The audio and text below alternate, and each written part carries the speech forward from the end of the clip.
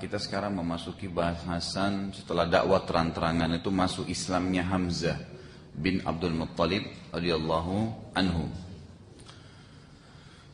Sebelumnya sudah saya ingatkan bahwasanya, atau sedikit saya ingatkan, orang-orang Quraisy pada saat Nabi SAW berdakwah terang-terangan, mereka merasa terganggu, selalu datang ke Abu Talib untuk memberhentikan dakwah Nabi, tapi Abu Talib terus nolak. Akhirnya mereka melakukan dua kegiatan. Yang pertama mengirim Al-Mughirah, kalau anda masih ingat, yang berdialog dengan Nabi SAW, gitu kan? Tapi dialognya Mughirah juga ini nggak bermanfaat. Bahkan Mughirah akhirnya sempat terpengaruh dengan Nabi SAW, tapi tidak masuk Islam. Kemudian yang kedua, orang-orang Quraisy sepakat untuk menyusahkan Nabi SAW. Di antaranya dicaci maki, ya, orang-orang Islam banyak disiksa. Begitulah kurang lebih yang terjadi pada saat dakwah sudah mulai disampaikan secara terang-terangan. Pada saat itulah kaum muslimin sangat terdesak dan terganggu. Mereka tersiksa dari seluruh lini. Yang punya budak tuannya yang siksa, yang ayahnya, anaknya masuk Islam, ayahnya yang siksa, dan seterusnya. Maka Allah Subhanahu wa ta'ala akhirnya memuliakan Islam dengan masuk Islamnya seorang tokoh Quraisy yang terkenal yang bernama Hamzah bin Abdul Muttalib. Hamzah ini sebenarnya adalah paman kandung Nabi SAW. Tapi memang dia sangat dikenal, orangnya sangat kuat secara fisik, sangat prinsipil dalam kehidupan, gitu kan.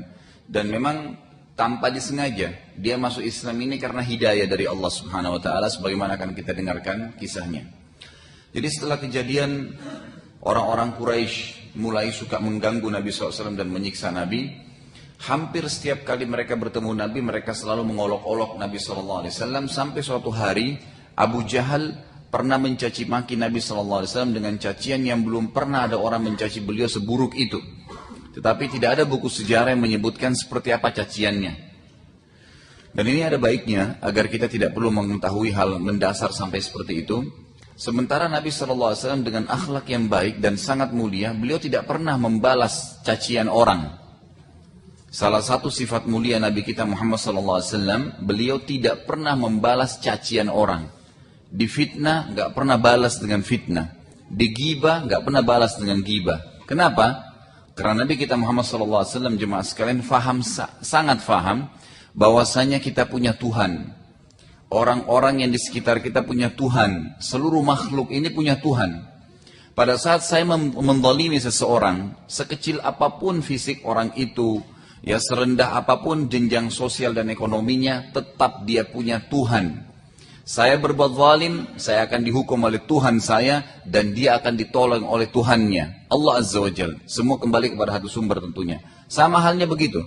Pada saat saya difitnah, saya diriba, maka saya punya Tuhan. Dan dia pun punya Tuhan yang sedang melanggar itu, pasti dia akan dihukum dan saya akan ditolong. Itu dengan izin Allah Subhanahu wa ta'ala. Ini poin yang sangat jelas. Karena jemaah sekalian, setiap kali ada cacian yang sampai kepada kita, lalu kita balas dengan cacian, dia berdosa, kita berdosa. Jadi tidak pantas kita menjawab ya orang-orang yang mencaci maki dengan cacian pula. Pertama, kita akan dapat dosa. Yang kedua, emosional akan menjadi emosi. Kemudian juga yang ketiga, tidak ada manfaat sama sekali.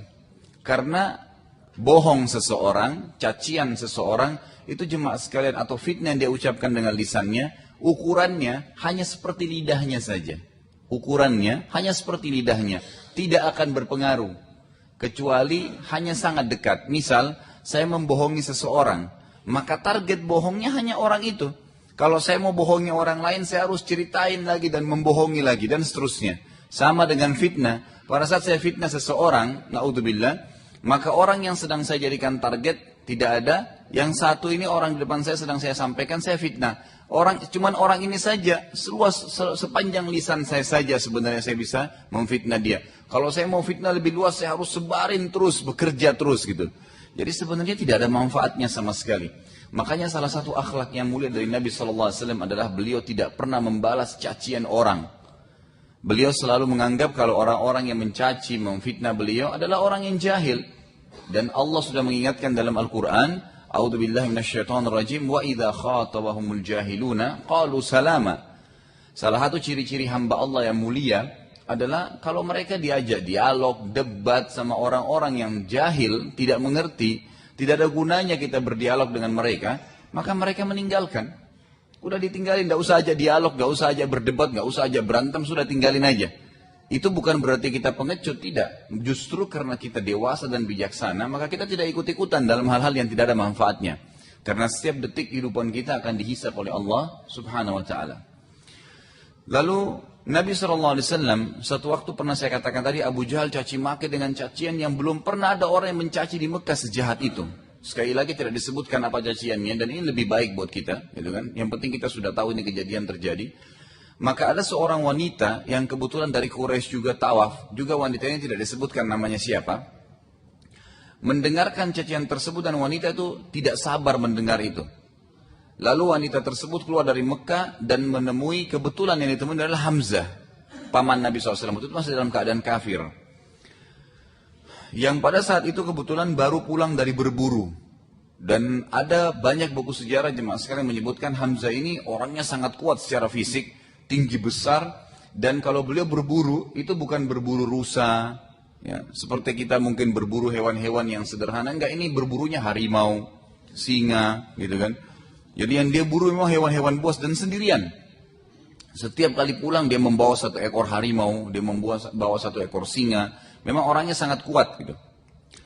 Yang pada saat itu kebetulan dia masih dalam keadaan kufur. Wanita itu berkata kepada Hamzah, bila seandainya engkau sebagai pamannya Muhammad mendengarkan bagaimana Abu Hakam atau Abu Jahal memperlakukan ponakan anda dengan cacian yang sangat menyakitkan, tentu anda tidak akan membiarkannya.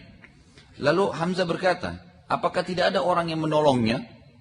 Menolong Muhammad SAW? Kata wanita tersebut, tidak ada. Semua orang diam, karena yang bicara adalah Abu Jahal. Juga ditokohkan di Mekah.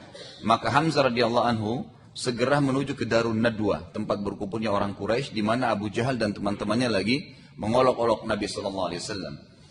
Dan waktu itu Abu Jahal kebetulan dikelilingi oleh tokoh-tokoh Quraisy yang tidak ada sama sekali orang yang menegurnya, karena semuanya sungkan dan segan dengan Abu Jahal. Yang terjadi jemaah sekalian, Hamzah datang langsung, tidak pakai ngomong, nggak tanya apakah kamu caci maki atau tidak, datang busur panahnya itu dipakai dihantamkan ke kepala Abu Jahal dengan keras sehingga kepala Abu Jahal berdarah. Seraya dia berkata, apakah engkau mencaci Muhammad sementara aku penganut agamanya? Kalimat ini yang kata para ulama adalah kalimat hidayah dari Allah. Dia nggak tahu kenapa dia ucapin. Jadi tiba-tiba saja dia datang, dia pukul kepalanya Abu Jahal kena lihat Hamzah takut, kan gitu, berdarah kepalanya. Lalu Hamzah radhiyallahu anhu menghadap kepada Quraisy dan berkata, siapa lagi di antara kalian yang berani melawanku? Pada saat itu tidak ada satu orang pun yang berani untuk melawan Hamzah. Abu Jahal pun lalu berkata kepada semuanya, jangan kalian mengganggunya, biarkan saja, karena memang saya yang telah berlebihan telah mencaci maki keponakannya. Setelah kejadian tersebut jemaah sekalian, Hamzah radhiyallahu anhu ya, tentu dengan perilakunya telah menolong Nabi SAW. Dan mulai hari itu juga orang Quraisy pada segan, karena khawatir Hamzah datang dan memukulnya. Karena Hamzah ini nggak ada yang berani lawan, gitu kan.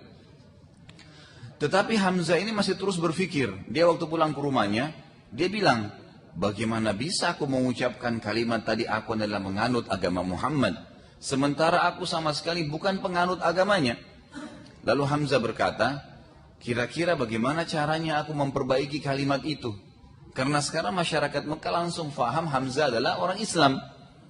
Maka dia bilang, apakah aku harus balik kepada orang-orang Quraisy besok untuk menyampaikan kalau aku bukan penganut Muhammad?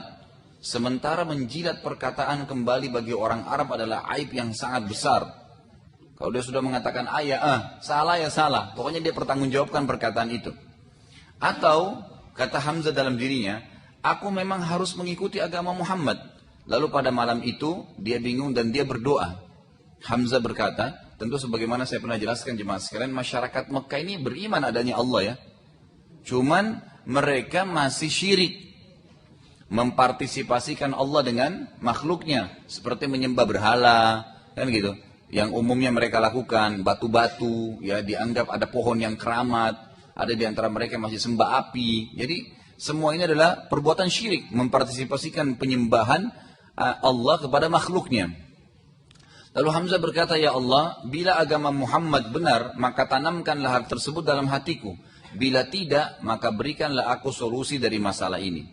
Lalu Hamzah merasa senang dan tenang dengan keyakinan tersebut, yang keesokan harinya ia mendatangi Nabi SAW dan akhirnya mengucapkan syahadat. Ya. Dengan masuk Islamnya Hamzah radhiyallahu anhu, maka Nabi SAW sangat senang dan merasa telah bertambah kekuatan dan penolong Islam. Dan perlu Anda ketahui, setelah masuk Islamnya Hamzah ini, orang-orang Quraisy jadi segan sekali. Tidak berani lagi mengganggu Nabi SAW dan kaum muslimin. Karena Hamzah setiap kali menemukan ada orang Quraisy yang mengganggu satu saja orang Islam, bukan cuma Nabi, langsung dihadapi oleh Hamzah. Gitu. Jadi nggak ada yang berani mulai semenjak itu. Tapi mereka dari jarak jauh atau misalnya yang punya budak, yang memang tidak dilihat oleh Hamzah baru mereka lakukan. Dan perlu juga Anda tahu, nanti kita akan belajar di perang Uhud. Hamzah ini diberikan julukan ya Asadullah, singahnya Allah. Karena beliau memang pada saat mulai masuk Islam sampai meninggal mati syahid di perang Uhud itu selalu memang menonjol dalam membela Islam, dan dalam juga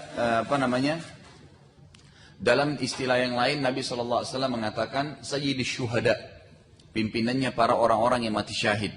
Karena beliau akan mati syahid di perang Uhud. Nanti juga akan kita pelajari di perang Badar.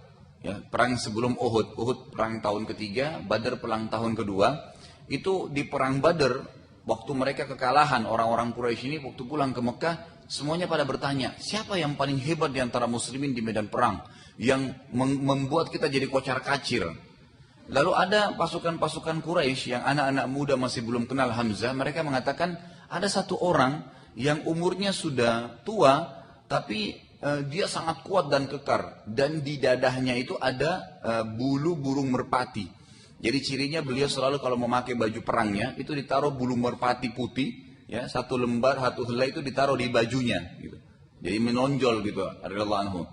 Maka dicari tahu siapa dia. Setelah ditahu Hamzah, maka semuanya akhirnya merasa oh pantas dia seperti itu karena orangnya sangat kuat. Dan ini nanti yang menyebabkan Hindun, istri Abu Sufyan, membayar seorang budak ahli tombak itu untuk membunuh Hamzah di perang Uhud setelahnya. Dan nanti akhirnya mati syahid gara-gara itu.